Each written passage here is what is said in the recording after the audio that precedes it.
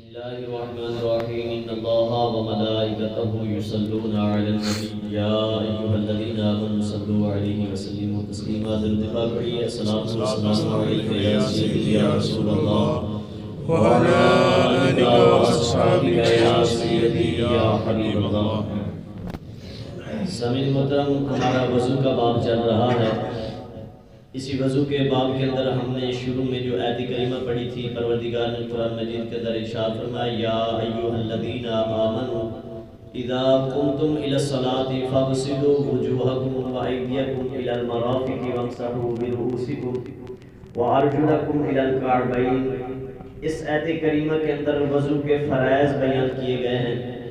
اللہ فرماتا ہے کہ جب تم اے ایمان والو جب نماز پڑھنے کے لیے کھڑا ہو تو پھر اس سے پہلے یہ 4 کام ہیں، یہ لازمی کر لیا کرو. کون کون سے کام ہیں؟ وہ وضو کے فرائض شمار کی جاتے ہیں. وہ 4 فرائض ہیں. پہلا فرض ہے منہ کا دھونا، یہ وضو کا فرض ہے. دوسرا فرض ہے کونیوں کے سمیت ہاتھوں کا، دونوں ہاتھوں کا دھونا، یہ بھی دوسرا فرض ہے.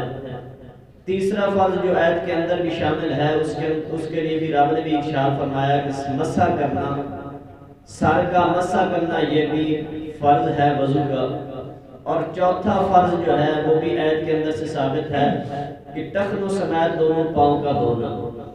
یہ 4 فرض ہیں وضو کے. پہلا فرض ہے منہ دھونا، دوسرا فرض ہے کونیوں سمیت دونوں ہاتھوں کا دھونا، تیسرا فرض ہے سر کا مسح کرنا، اور چوتھا فرض ہے ٹخنوں سمیت پاؤں دھونا. آج ہم ان 4 فرضوں میں سے ایک فرض کے بارے میں بحث تھوڑی سی کریں گے.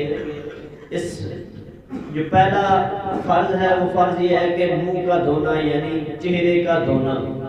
اس کے بارے میں چند مسئلے انہوں نے بیان کیے ہیں، چھوٹے چھوٹے ہیں، یہ ہم پڑھتے ہیں، انشاءاللہ اس کی وضاحت بھی سمجھ آئے گی.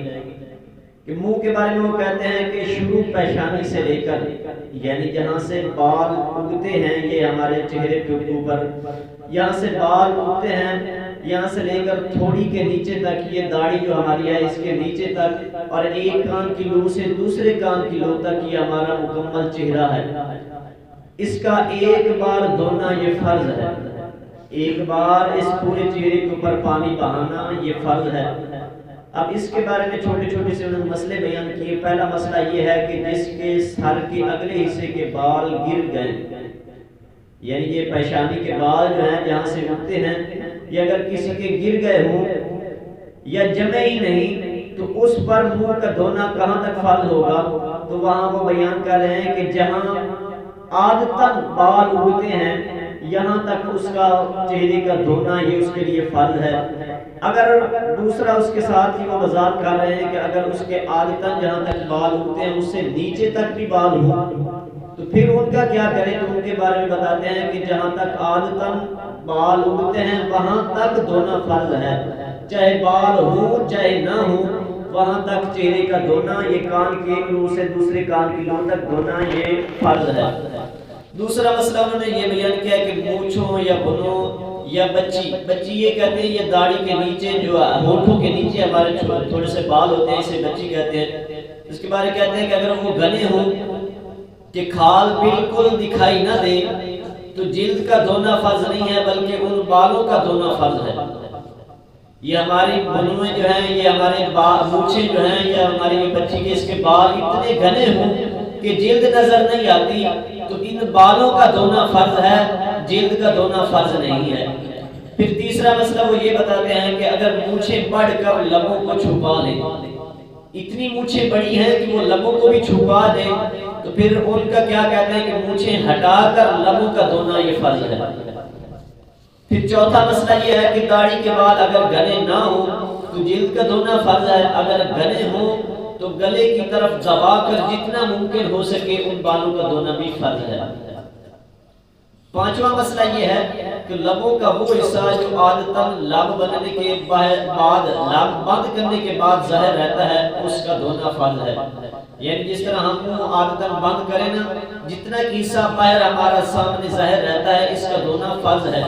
اگر کوئی زور سے اس کو دبا کر بند کرے اور وہ جگہ جو عادتاً باہر رہتا ہے حصہ یہ اگر چھپ جائے تو اس کے اوپر پانی نہ پہنچے تو یہ ہمارا وضو نہیں ہوگا بلکہ ان کا دھونا، ان کے اوپر پانی بہانا یہ فرض ہے. پھر آگے مسئلہ چھٹا یہ بتاتے ہیں کہ رخسار اور کان کے بیچ میں جو جگہ ہے جسے کن پٹی کہتے ہیں، یہ کانوں اور رخسار کے درمیان جو جگہ ہوتی ہے اس کا دھونا بھی فرض ہے۔ ہاں اس حصے میں جتنی جگہ داڑھی کے گھنے بال ہوں وہاں بالوں کا دھونا، اور جہاں گھنے بال نہ ہوں وہاں جلد کا دھونا فرض ہے۔ پھر اس کے بعد ساتواں مسئلہ یہ بتاتے ہیں کہ نتھ کا سوراخ اگر بند نہ ہو تو اس میں پانی بہانا فرض ہے۔ اگر اتنا تنگ ہو کہ اس کے اندر حرکت کرنا مشکل ہو تو جتنا ہو سکے اس کے اندر حرکت کر کے اس تک بھی پانی پہنچانا لازمی ہے۔ یہ عورتیں جو نک کے اندر کوکا وغیرہ اس طرح کے پہنتی ہیں چیز، اس کے بارے میں بتا رہے ہیں کہ اگر وہ تنگ نہیں ہے تو پھر پانی تو اس کے اندر ڈالنا فرض ہے۔ اگر وہ اتنا تنگ ہے کہ اس کے اندر تھوڑی سی حرکت ہے تو تھوڑی سی حرکت کرنی بھی اس کے لیے لازمی ہے تاکہ پانی اس تک پانی کی طرف پہنچ جائے۔ پھر آخر میں یہ مسئلہ بیان کرتے ہیں کہ منہ دھوتے وقت آنکھیں زور سے بند کر لیں تو اس کی جو پلکیں متصل ایک خفیف سی تحریر بند ہو گئی تو اس پر پانی نہ بہا، تو یہ اس طرح طریقہ کرنا یہ جائز نہیں ہے، بلکہ اگر زیادہ جگہ خشک رہ گئی تو ہمارا وضو بھی نہیں ہوگا۔ پانی منہ کے اوپر ڈالتے وقت ہم آنکھیں زور سے بند کریں تو یہ ہماری جو اوپر والا حصہ ہے اگر یہ زیادہ بند ہو گیا اور اس تک پانی نہ پہنچا تو ہمارا وضو نہیں ہوگا، بلکہ عادتاً جتنی ہماری آنکھیں ہم بند کرتے ہیں اس طرح یہ اوپر جگہ ہے آنکھوں کے اوپر، اس کا دھونا بھی فرض ہے۔ پھر آخری مسئلہ یہ ہے کہ پلک کا ہر بال، پلک کا ہر بال پورا دھونا فرض ہے۔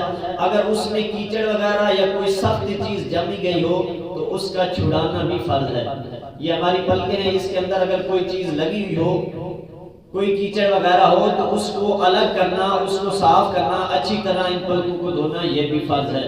تو یہ تھا وضو کا پہلا فرض منہ دھونا۔ اس کے بارے میں مسئلے اب کل ہم پڑھیں گے۔